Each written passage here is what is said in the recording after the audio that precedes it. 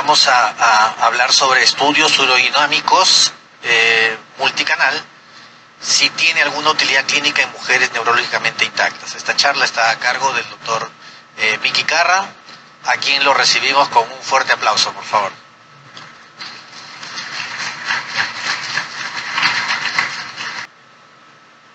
Okay, so I'm going to discuss my thoughts on urodynamic testing, and it's y probablemente le sorprenderá un poco the way I look at this. la forma en la que yo lo veo, al menos.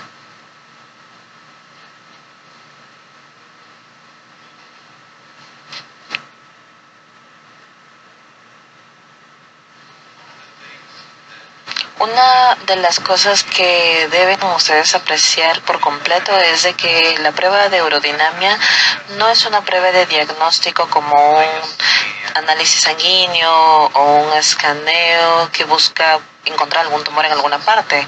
Es una evaluación.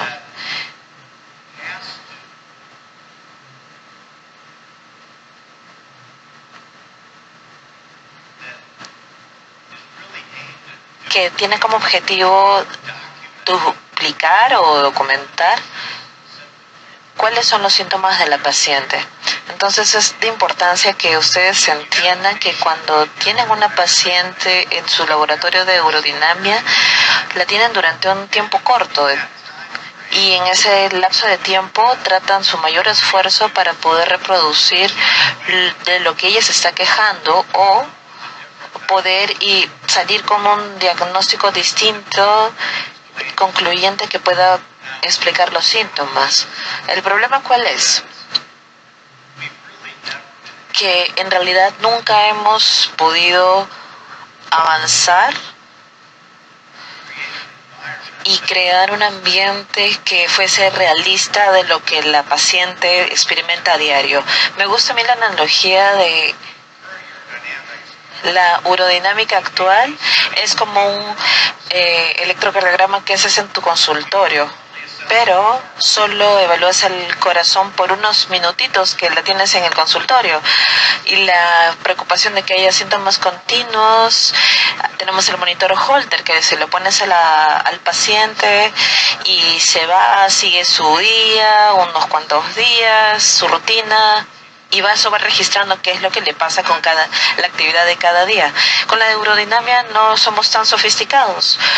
Eventualmente buscamos tener una prueba de diagnóstico que realmente sea beneficiosa de forma regular.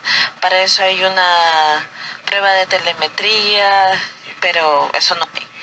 Y deben también apreciar las limitaciones.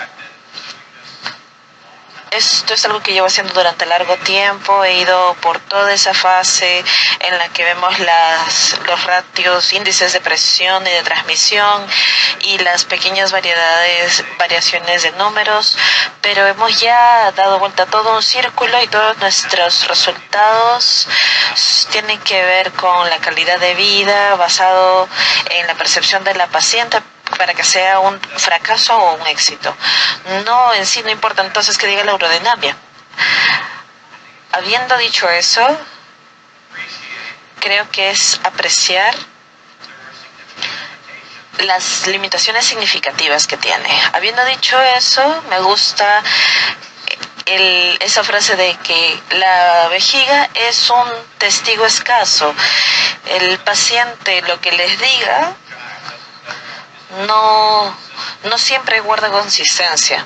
Entonces es importante el poder entender lo que el paciente percibe que le pasa para poder objetivizarlo, y esperamos que eso les ayude a unir las piezas para un plan. Es importante tener un entendimiento básico de la fisiología vesical. En una mujer es un reservorio de baja presión.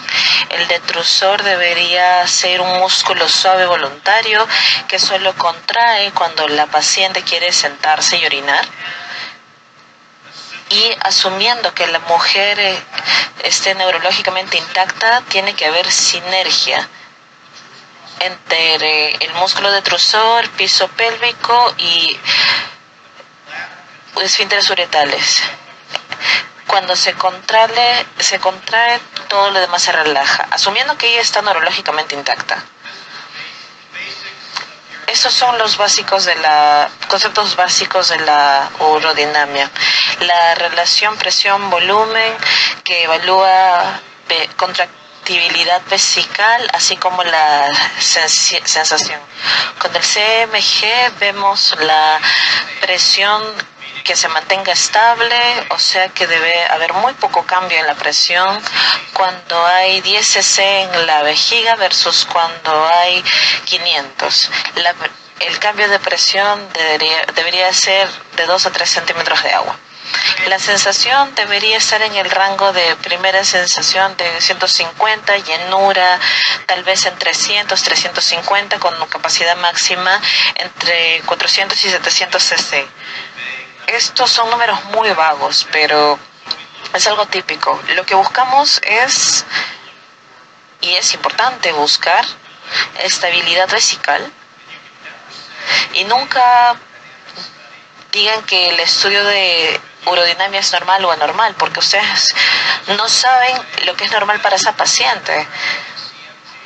Durante el llenado, la CMG se mantiene estable en un volumen de 500 cc. También se tiene problema de sensación.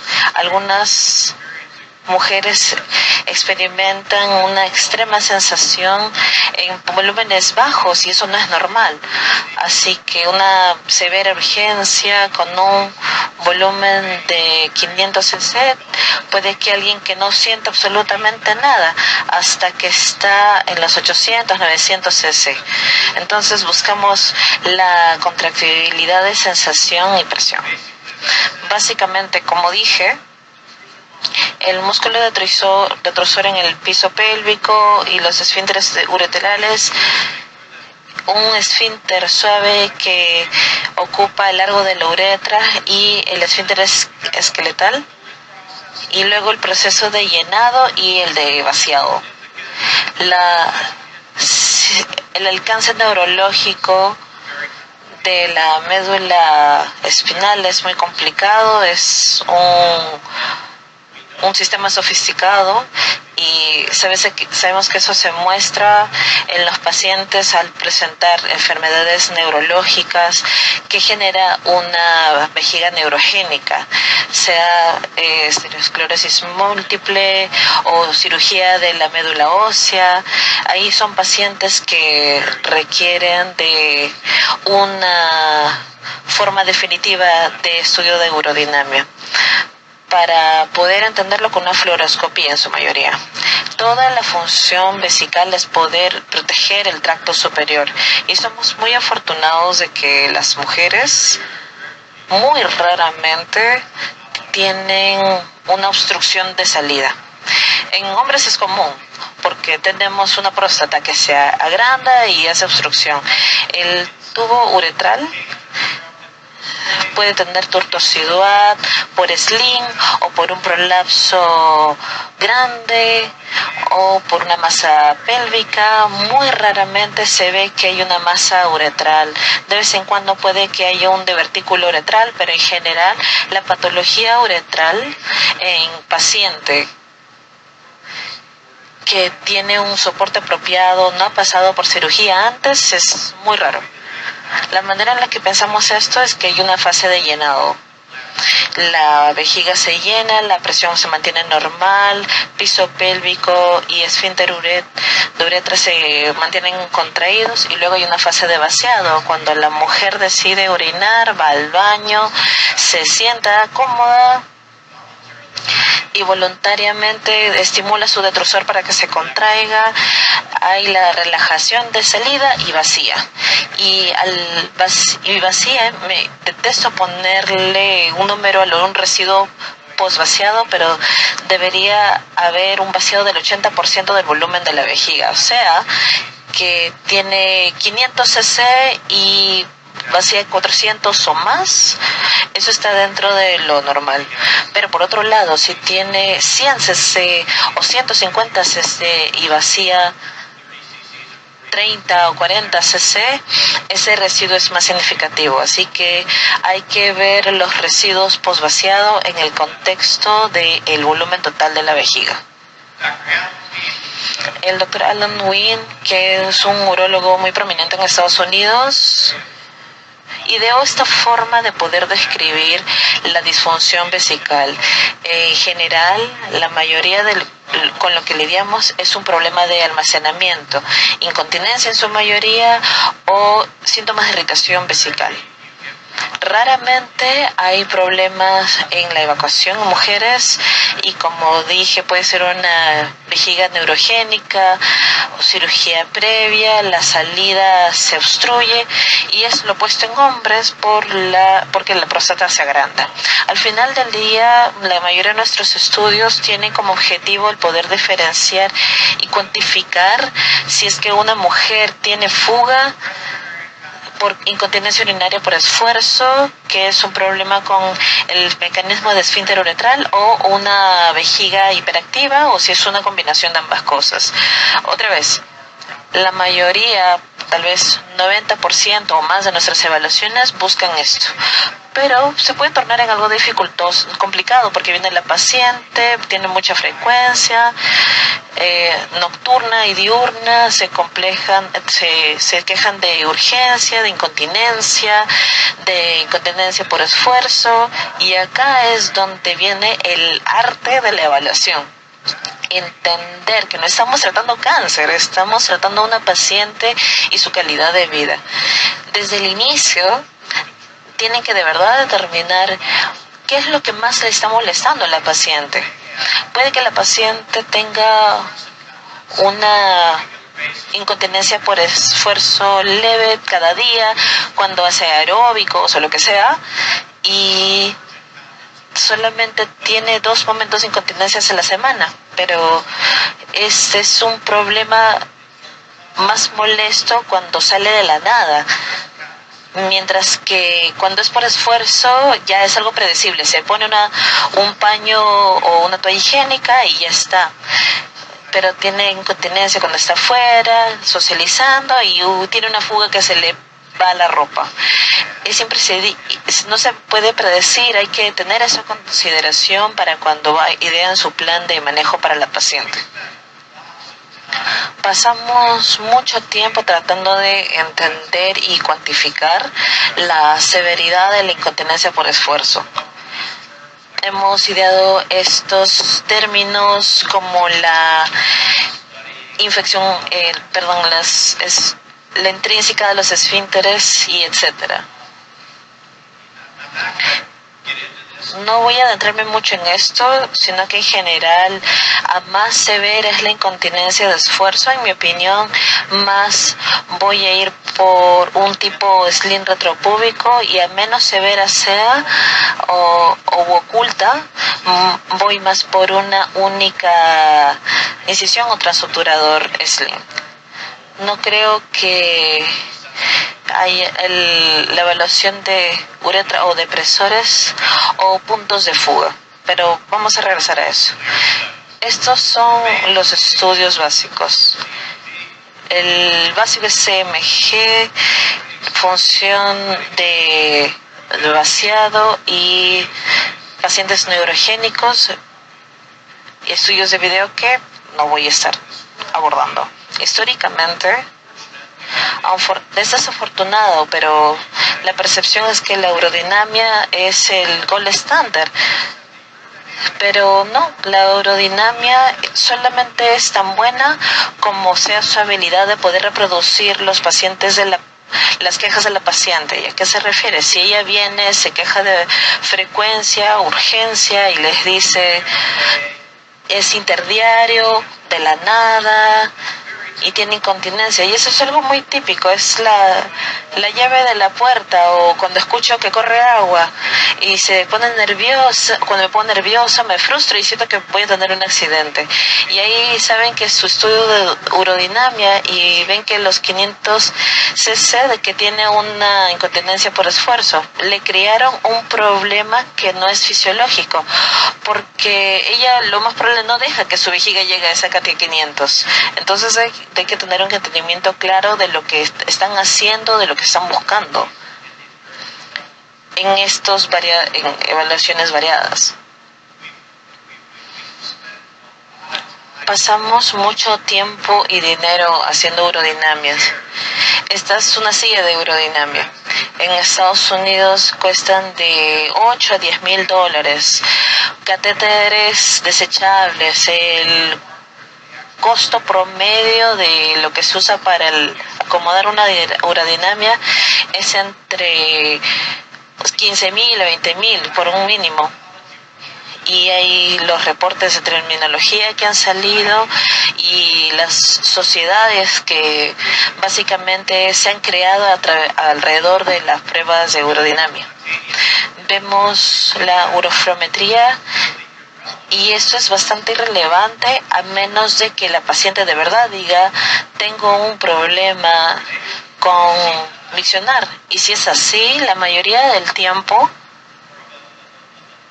se trata de un problema fisiológico en su piso pélvico y su vejiga no tienen una coordinación correcta entre ellos. Cada vez que una paciente les diga que tiene problemas intermitentes al vaciar, acá hablamos de pacientes que no han pasado por cirugía previa, que tienen una anatomía relativamente normal. Para que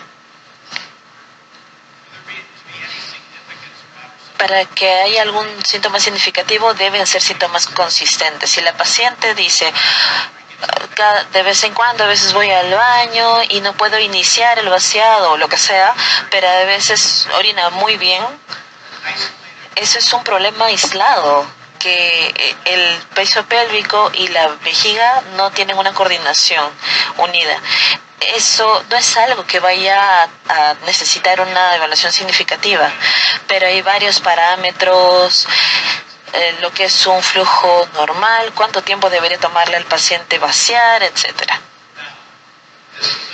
Acá tenemos un setup estándar de multicanal, catéter en la vejiga, catéter en el recto, electrodos de GMS, el paciente recostado, 1 o 2 personas en la sala, les dicen relájese y están tratando de emular lo que a ella le pasa a diario.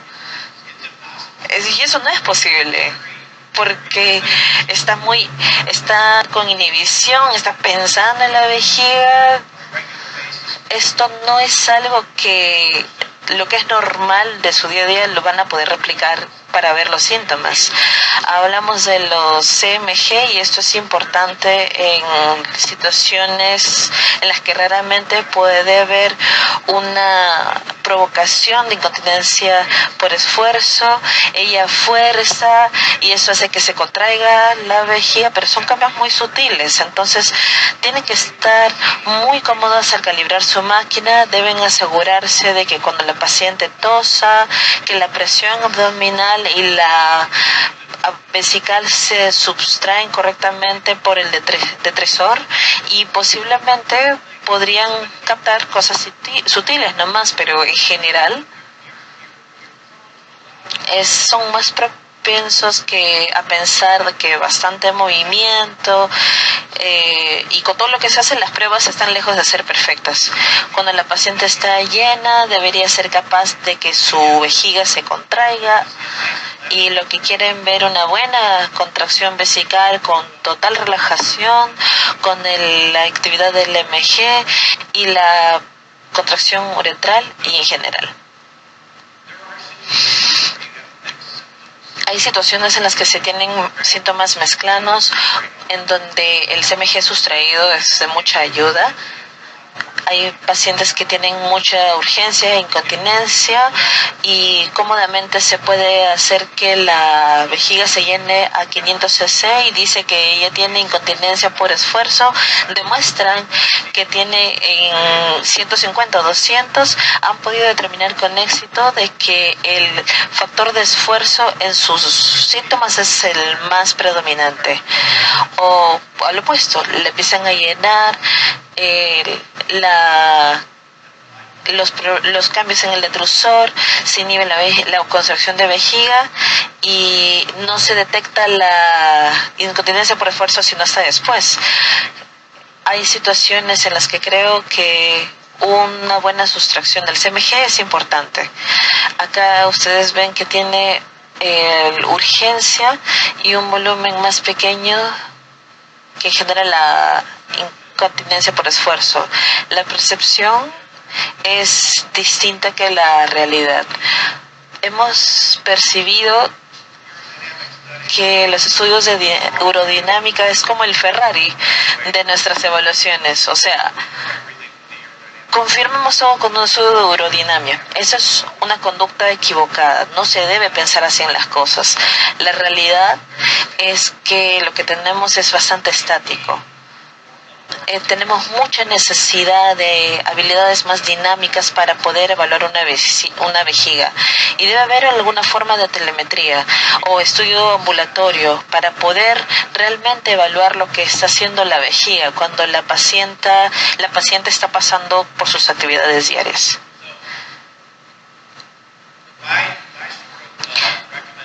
Mi tipo de recomendación: miren cada paciente de una forma única, aíslen e individualicen la situación. Deben tomar una buena captación de antecedentes, y esto busca a poder entender qué es lo que molesta más a la paciente y qué es lo que está impactando a su calidad de vida. El simplemente educar a la paciente con ingesta de líquidos, una paciente educada que no necesariamente o no es apropiado el ceder a la vejiga cuando tiene ganas de hacer. Yo le digo a las pacientes, su vejiga es como un niño malcriado, más ceden, más se va a aprovechar de ustedes. Y es cierto, porque si toman una paciente que tiene incontinencia por esfuerzo, ella aprende con el tiempo que a más frecuente vacíe, menos volumen habrá en su vejiga y menos continencia por esfuerzo. Entonces van años, meses en que el cumplimiento de la vejiga baja y empieza a desarrollar frecuencia y urgencia, porque las situaciones en las que el volumen aumenta, ella tiene que ir a vaciar cuando está en 120 o 175 cc, pero está, digamos, en su carro, no puede ir en ese momento al baño, llega hasta 200 cc, que sigue siendo un volumen pequeño, pero ella empieza a desarrollar la urgencia y síntomas de vejiga hiperactiva. Educar a la paciente en cosas simples como horas de vaciado, que no tiene que ahogarse en agua, que entienda que ciertos fluidos van a ser irritantes para su vejiga.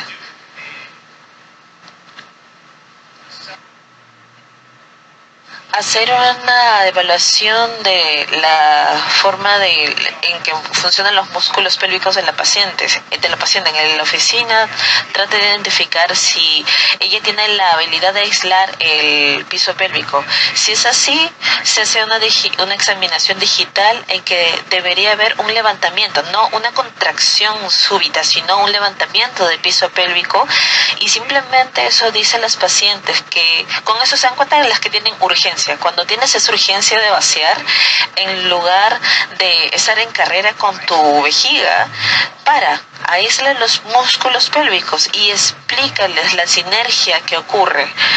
Porque tienes al músculo detrusor, que debería ser voluntario, que empieza a contraerse y piensan, debo llegar al baño. Así que entras en carrera con tu vejiga, en vez de ponerte a hacer carrera, empieza a contraer tu piso pélvico. Explíquenles que el piso pélvico y la vejiga tiene que haber sinergia entre ellos. Este se contrae, este se relaja, este contrae, y ahora empiezan a voluntariamente a contraer esto. El detrusor va a empezar a relajarse, y eso les dará más tiempo y tal vez debatir esa contracción de la vejiga.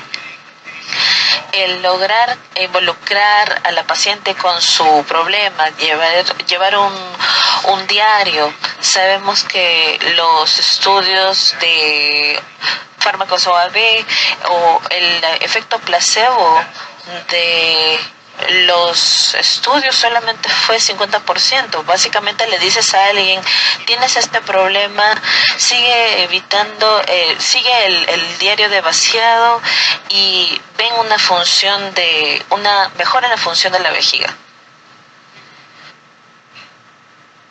Por años hemos realizado lo que es un CMG que no requiere nada sofisticado, es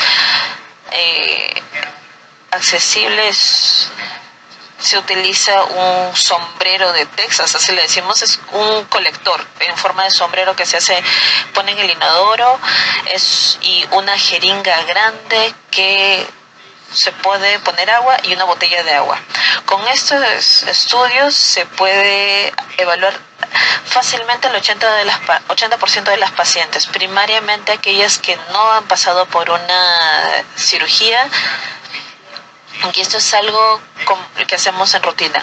La paciente viene con una vejiga llena, subjetiva, orina en este sombrero, se pone en la mesa, le ponen un catéter, evalúan residuo post-vaciado y confirman si es que sí ha vaciado, y si hay que hacer el estudio urinario se hace a partir de eso, y básicamente empiezan a llenar la vejiga de una forma retrógrada por gravedad y observan la primera sensación, llenura, capacidad máxima, jalan hacia afuera el catéter, le piden que tosa o contraiga y ven si hay incontinencias. Ahí todo lo que necesitan hacer para ver si es una paciente con incontinencia por esfuerzo, y pueden hacerlo de pie, le piden que se pare y que vacía otra vez en el sombrero de Texas y acaban. Este es el CMG eyeball, están medio sentadas, la jeringa va al nivel de la sínfisis y pueden lograr obtener bastante información con algo menos invasivo, mucho más amigable en nivel de costo que una urodinamia. Mis indicaciones para esta CMG de eyeball o Performance para las pacientes de incontinencia urinaria por esfuerzo, no necesitan más que esto. Para pacientes que tienen incontinencia por esfuerzo, si quieren determinar qué tan severa es esa incontinencia, hay un surrogado de ISD en donde la paciente tiene fuga de orina de pie y ven diferenciar si hago un sling retropúbico o TOT menos invasivo o el sling. Síntomas de vejiga hiperactiva también muy útiles. Si la paciente viene y dice tengo urgencia de frecuencia y debo apurarme al baño varias veces al día, no llego, y hacen el CMG eyeball y pueden llenar hasta 500 cc, básicamente pueden indicarle a la paciente que su vejiga tiene la habilidad de sostener grandes cantidades de orina. Es normal, solamente establezca horarios de vaciado y explíquenselo. Por otro lado, si es que empiezan a haber cambios en el agua, esa es en la columna de habla está contrayendo. Es por gravedad. Si la presión sube, la columna de agua va a subir, con tal que no esté tosiendo ni forzando. Síntomas mezclados. Vamos con el estudio eyeball.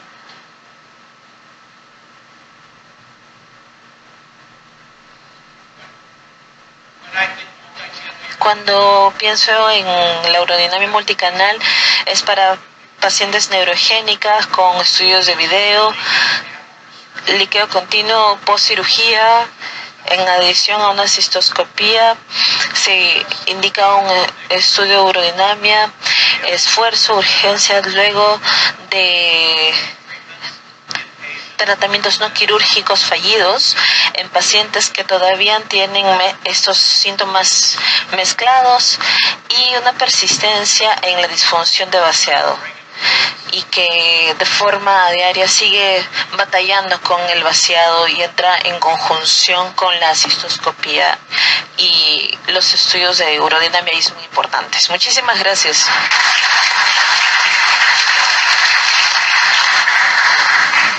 Muchas gracias, doctor Carra. No hay preguntas. There are no questions for the moment, doctor. Thank you.